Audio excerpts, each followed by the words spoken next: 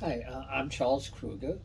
My father was Dr. Leon Kruger, who was one of the early physicians, directors of the Tufts Delta Health Center.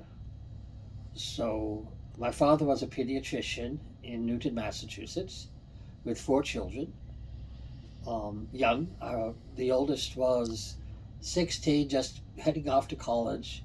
And then my brother was 12, I was 11. I guess he was 13, I was 11, and my sister was 10.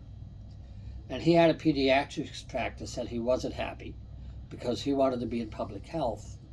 And pursuing that, he had gone to Harvard University to get a master's degree in public health and became involved with the community health center in a poverty area of Boston called Columbia or Columbus Point that was run by doctors from Tufts University and Harvard named Dr. Jack Geiger and Count Gibson. And this was in 1967 or so.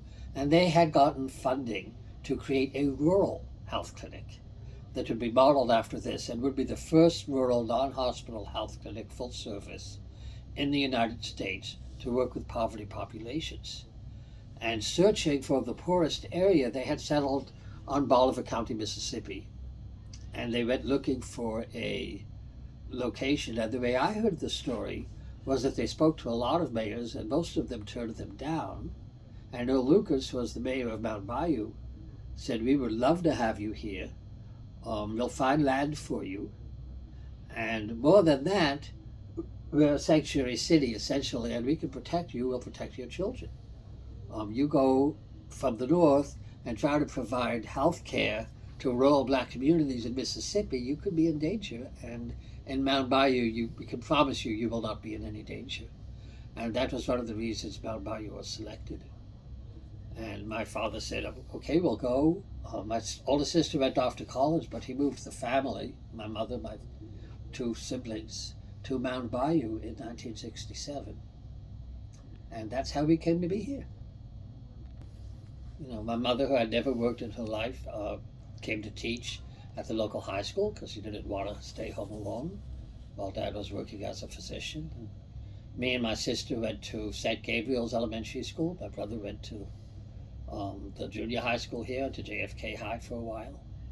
And we were here for 2 years. That was the length of the job. But of course, it affected our entire lives. And there's many, many details and complications to the story, but that was our part in Mount Bayou. And I think the whole family feels very deeply connected to Mount Bayou, which is why I wanted so much to come back here for this gala occasion. I think the museum is incredible. I think it can transform the city economically, potentially. I'm just so excited to see it's happening and so proud to be part of that history. And I love the way Mayor Johnson is presenting it as a matter of payback.